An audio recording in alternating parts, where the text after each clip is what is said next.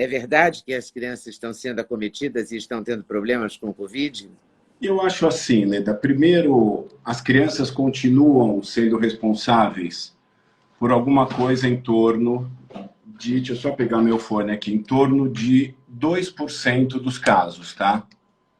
2% dos casos no mundo são de crianças, tá? Sendo que as crianças são 20 a 25% da população do mundo, tá bom? E, a meu ver, continua tudo na mesma, como sempre foi. Vou te falar um pouco em número. No Brasil, números que eu levantei, que são super verdadeiros. Até o dia 8 de março, morreram no Brasil cerca de 800 crianças de Covid, tá? Estamos falando de 0 a 12 anos, 800 crianças. Não vamos entrar em detalhes, eu acho que muito de mortes acabam sendo atribuídas ao Covid. Não é uma certeza, mas assim, é um número. E esse número existe, são 800 crianças que morreram. Então não é zero, estamos falando de quase 300 mil adultos. Então as crianças são uma porcentagem muito, muito pequena do índice de mortos. Levantei uns dados, infelizmente, eu falo, são dados duros, Leda, mas crianças morrem, tá? Crianças morrem de tudo. No mesmo período de acidentes automobilísticos, a gente teve 1.200 mortes no Brasil.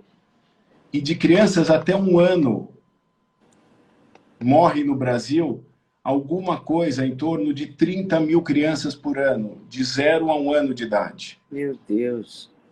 A mortalidade infantil no Brasil, 0 a 5 anos, cerca de 60 mil crianças por ano, tá? Então, uma loucura, é um número gigante, é um número muito grande. 11, como um todo, 11,3% das crianças no Brasil, desculpa, 11,3 por mil, vão morrer até completar 5 anos de idade. É um número absurdo. Então, isso existe. De modo que, assim, não dá para falar mal, né? Falar pouco do Covid, falar bem, ele mata, mas ele ainda é uma doença em crianças que a gente vê como, a gente no mundo todo, não sou eu, como uma doença de uma evolução benigna, tá bom? Não maligna. A maioria desses óbitos no Brasil, infelizmente, crianças com comorbidades, prematuridades, em tratamentos oncológicos, respiratórios. Mas assim, não é uma doença para se negar, mas eu acho que, eu entendo a imprensa cada vez mais pilhando, mostrando crianças, morreu uma criança aqui, uma ali, mas não é o problema maior da Covid. Covid é um problema seríssimo em adultos, e agora sim, talvez mais adultos jovens, porque é a grande parte que está pegando Covid. Então, assim, de cada 100 100 casos, 2 serão em crianças. Se a gente explodiu isso no Brasil, de cada 1.000, 20 serão crianças. E assim por diante. Então, está aumentando em crianças, é verdade. As internações, eu vou falar um pouco de hospitais particulares de São Paulo, tá? Eu não vou entrar em rede pública, mas eu vou te falar do Einstein, que é o lugar que eu trabalho. Hoje, no dia 16, não tem nenhuma criança internada no Einstein de Covid. Tá? E tem adultos, vocês sabem como está aquilo. Não é mentira, está super lotado, eles estão ampliando. E eu estava lendo por que no Brasil, eu estava tentando enxergar por que tem uma mortalidade tão importante de crianças. Nos Estados Unidos, morreram 10 vezes menos crianças. Na pandemia toda, foram 50 crianças mortas.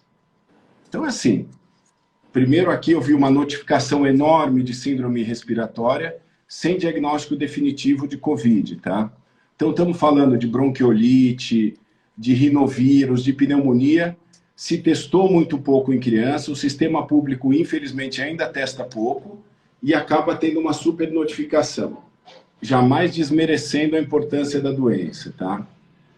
Muitos hospitais, isso os públicos, eles usaram alas de criança para colocar adultos. Isso é uma realidade. E com eu fiquei isso, internada na ala pediátrica do Einstein.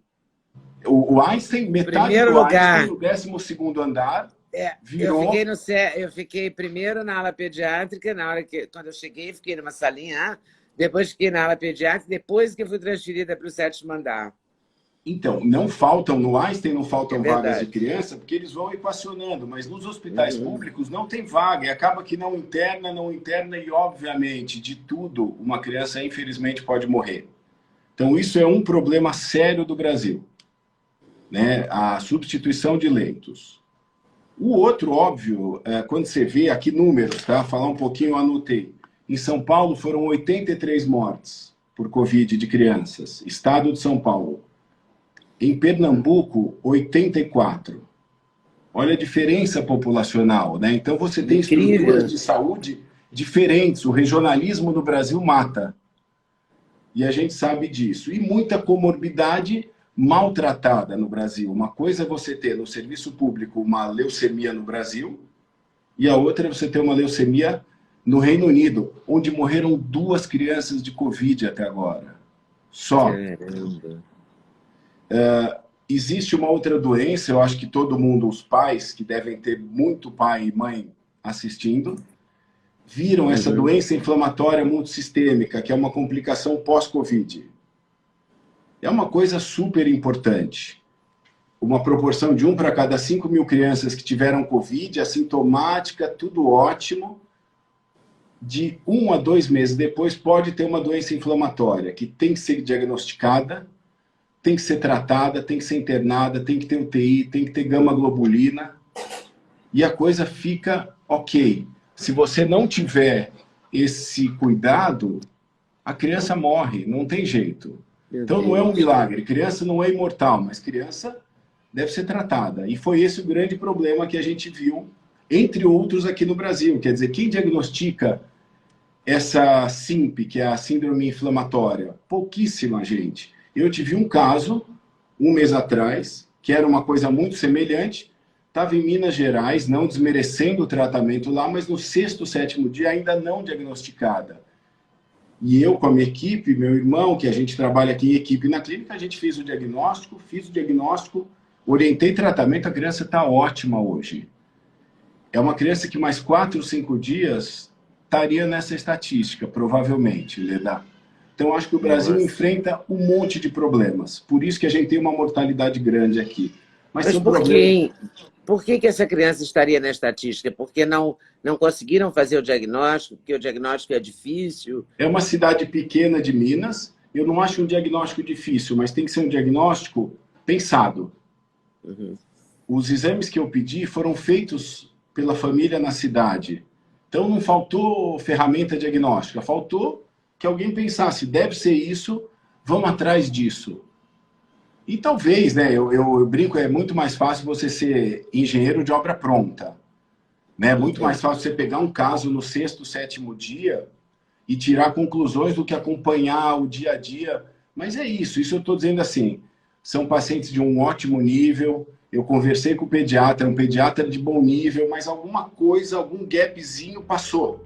Gostou do corte que você acabou de ver? Vale a pena conferir com certeza, né? Então vai conferir muitos outros cortes no canal de cortes Leda Nagli. É claro que a entrevista completa você vai conferir no YouTube Leda Nagli, canal Leda Nagli do YouTube, você não pode perder de jeito nenhum. Valeu, tô te esperando, hein? Vem nessa!